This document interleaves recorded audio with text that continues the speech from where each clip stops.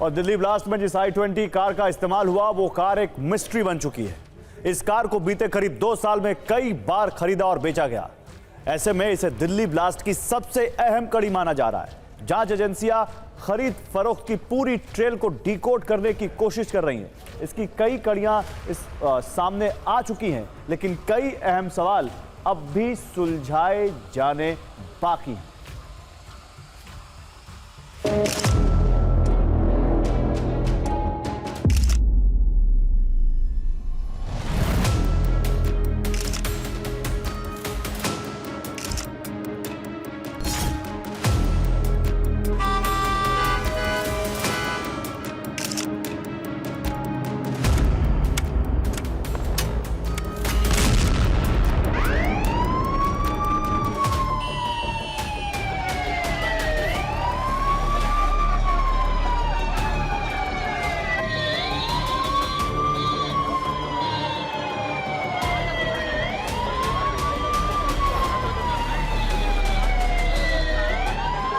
Blast से 11 घंटे पहले फरीदाबाद से लेकर दिल्ली तक कई जगहों पर यह कार सीसीटीवी कैमरे में रिकॉर्ड की गई, लेकिन ब्लास्ट से इस कार का वास्ता सिर्फ इन 11 घंटों का नहीं है, बल्कि इस पूरी साजिश के सेंटर में यही कार थी। यही वजह है कि जांच एजेंसियों की जांच इस कार के इर्द गिर्द ही घूम रही है। सोमवार की शाम दिल्ली में ब्लास्ट के बाद हड़कंप मच गया। सभी के सामने सबसे पहला सवाल था कि धमाका कहां और कैसे हुआ।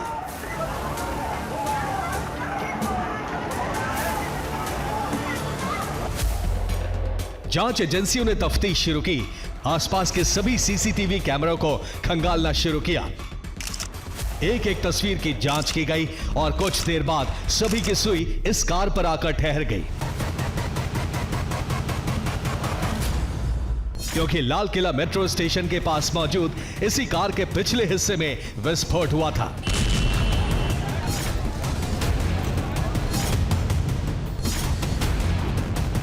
करीब 6:52 पे एक यहाँ पे रेड लाइट पे एक स्लो मूविंग व्हीकल जो रेड लाइट की तरफ आके रुका था, उसमें एक ये एक्सप्लोजन हुआ है।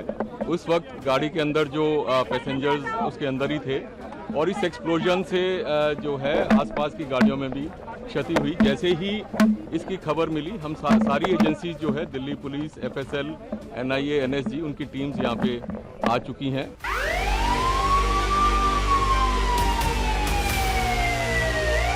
ये कार जांच एजेंसियों को मिला सबसे पहला सुराग था जो इस ब्लास्ट की परतों को खोल सकता था। ऐसे में पुलिस ने सबसे पहले कार के रजिस्ट्रेशन और इसके मालिक से जुड़ी जानकारी इकट्ठा करना शुरू की, और जो कुछ देर बाद ही सबके सामने आ गई। गाड़ी के कई मल्टीपल बायर्स तो नहीं है, एक गाड़ी दूसरे को, तीसरे को ये गाड़ी बेची गई हो, यानी कि अब हम ड्रिफ्ट कर रहे हैं इसके इन्वेस्टिगेशन को। अगर अभी तक जीरो इन करें, हरियाणा की गाड़ी और दिल्ली का बायर। जैसे ही पूरा गाड़ी का नंबर मिला, उसके बाद सलमान नाम के शख्स की पहचान की गई कि गाड़ी एक सलमान नाम के शख्स की है जो कि हरियाणा का रहने वाला है। उसके बाद ही पुलिस उस तक पहुंची और उसको हिरासत में लेकर फिलहाल पूछताछ की गई। पूछताछ के दौरान उसने बताया कि दरअसल ओखला में उसने एक शख्स को गाड़ी बेची थी। जांच में पता चला कि कार का मॉडल Hyundai i20 है। कार का नंबर है HR26CE 7674, जो हरियाणा में गुरुग्राम के पते पर रजिस्टर है, और कार के मालिक का नाम है मोहम्मद सलमान। दिल्ली में हुए ब्लास्ट का पहला तार गुरुग्राम से जुड़ा। कार के रजिस्ट्रेशन और मालिक की जानकारी सामने आने के बाद अगले ही मिनट गुरुग्राम पुलिस से संपर्क किया गया। पुलिस तुरंत हरकत में आई और आरसी पे दर्ज पते पर पहुंची, जिसके बाद i20 कार के मालिक मोहम्मद सलमान को हिरासत में लिया गया।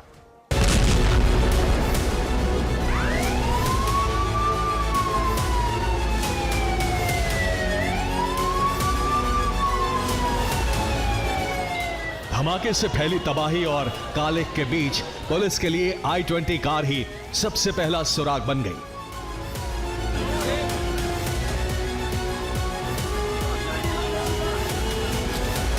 पुलिस को उम्मीद थी कि सलमान के पकड़े जाने से इस ब्लास्ट की मिस्ट्री परत दर परत खुलती चली जाएगी, लेकिन सलमान से पूछताछ में जो जानकारी सामने आई, उसने इस कार को एक पहेली बना डाला। जांच टीमें इस कार की गुत्थी में उलझती चली गई। इसकी वजह थी कार की खरीद फरोख्त से जुड़ी लिस्ट। जो बेहद ज्यादा लंबी थी। एक सीसीटीवी फुटेज के अंदर गाड़ी का नंबर पूरा आ चुका था, तो जैसे ही पूरा गाड़ी का नंबर मिला उसके बाद सलमान नाम के शख्स की पहचान की गई कि गाड़ी एक सलमान नाम के शख्स की है जो कि हरियाणा का रहने वाला है। सलमान को हिरासत में लिया गया। सलमान ने बताया कि गाड़ी वो 1.5 साल पहले ओखला में एक देवेंद्र नाम के शख्स को बेच चुका है। देवेंद्र से पूछताछ हुई, देवेंद्र ने बताया कि मैं गाड़ी आगे बेच चुका हूँ अंबाला के अंदर, हरियाणा के अंदर किसी एक शख्स को। तो एक लंबी चेन है इस गाड़ी को खरीदने की और बेचने की। जांच में सामने आया कि इस कार को एक नहीं बल्कि कई बार खरीदा बेचा गया था। गुरुग्राम के रहने वाले सलमान ने इस कार को करीब 1.5 साल पहले बेच दिया था। i20 कार को ओखला में देवेंद्र को बेचा गया था। जांच टीम देवेंद्र के पास पहुंची तो पता चला कि देवेंद्र ने इस कार को हरियाणा के अंबाला में रहने वाले एक शख्स को बेच दिया था। दावा है कि अंबाला से इस कार को तारिक नाम के शख्स को बेचा गया जो पुलवामा का रहने वाला था। पुलवामा का एंगल सामने आते ही सभी के कान खड़े हो गए। इसके पीछे की वजह थी हरियाणा रजिस्टर्ड नंबर वाली कार का 700 किलोमीटर दूर कश्मीर के पुलवामा में रहने वाले शख्स को बेचा जाना और उसी कार में लाल किले के पास धमाका होना अपने आप में कई सवाल खड़े करता था, जिसका जवाब जम्मू कश्मीर के पुलवामा में ही छिपे होने की उम्मीद थी। जांच टीमों ने तारिक की तलाश शुरू कर दी। इस दौरान एक तस्वीर भी सामने आई। इस तस्वीर में एक शख्स i20 कार के साथ नजर आ रहा था। दावा किया गया कि यही शख्स तारिक है और इसने इस कार को फरीदाबाद स्थित रॉयल कार जोन से खरीदा था। दिल्ली में लाल किले के बाहर जिस i20 गाड़ी में ब्लास्ट हुआ वो गाड़ी फरीदाबाद के इसी रॉयल कार जोन से बेची गई थी। पुलवामा के रहने वाले तारिक को बेची गई थी और ये वही जगह है जहां पर गाड़ियां बेची गई थी। ये आप देखेंगे कि ये जो पूरा जोन है, यहाँ पर रॉयल कार जोन जो है अमित नाम का एक शख्स चलाता है और यहाँ पर इसी तरीके से गाड़ियां खड़ी रहती हैं और यहीं पर जो गाड़ियां हैं उनको बेचा जाता है। और HR 26 7674 नंबर की जो गाड़ी थी i20, इसको भी यहीं से तारिक को बेचा गया था जिसमें ब्लास्ट हुआ। लेकिन इस वक्त इस रॉयल कार जोन पर ताला लगा हुआ है, कोई भी शख्स यहाँ पर मौजूद नहीं है। पड़ोसी जरूर यहाँ पर मौजूद हैं। सर, क्या नाम है आपका? सुनील गुप्ता। सुनील जी, ये जो रॉयल कार जोन है ये कौन चलाता है, कहाँ है? सर, मुझे पता नहीं है। ये अभी 1.5 साल पहले ही आए हैं लोग, इन्होंने खरीदा, अपनी ज़मीन है, अपनी जगह है इनकी। इसके बाद जो जानकारी सामने आई, कहीं ना कहीं उसने इस पूरे मामले को अधिक उलझा दिया, क्योंकि तारिक नाम के जिस शख्स के कागजात पर यह गाड़ी खरीदी गई थी वो सब फर्जी निकले। जिस शख्स की तस्वीर वायरल हुई उसका नाम सामने आया आमिर रशीद, जो कि संबूरा पुलवामा का रहने वाला था। जांच टीम ने स्थानीय पुलिस से संपर्क किया। आमिर रशीद और उसके भाई उमर रशीद को हिरासत में लेकर पूछताछ शुरू कर दी गई। TV9 की इन्वेस्टिगेशन टीम भी आमिर और उमर राशिद के घर पहुंची। यहां परिवार ने इस तस्वीर के फर्जी होने की बात कही। साथ ही दावा किया कि आमिर कभी दिल्ली गया ही नहीं। लेकिन आप बता रहे ये तारिक नहीं है। हमारे घर में कोई तारिक ही नहीं है। हमारे घर में उमर रशीद है, दूसरा है आमिर रशीद, बस वो दो। क्या उन्होंने कोई गाड़ी ली थी बाहर से, कहीं HR नंबर की गाड़ी? जो नहीं, हमारी गाड़ी ये है, आप देख सकते हैं, JK नंबर की है। हमारे और कोई गाड़ी नहीं। अभी तक ये साफ नहीं हो पाया है कि कार का आखिरी मालिक कौन है और ये कार उमर नबी के पास कैसे पहुंची। लेकिन इन्वेस्टिगेशन टीमों का प्राइमरी टारगेट इस मिस्ट्री को सुलझाना है, क्योंकि ये कार धमाके की कलई खोलने की सबसे अहम कड़ी मानी जा रही है। ठीक उसी तरह जैसे साल 1992 मुंबई ब्लास्ट के दौरान एक स्कूटर बना था। मार्च 1993 में मुंबई ब्लास्ट का बड़ा सुराग एक स्कूटर था।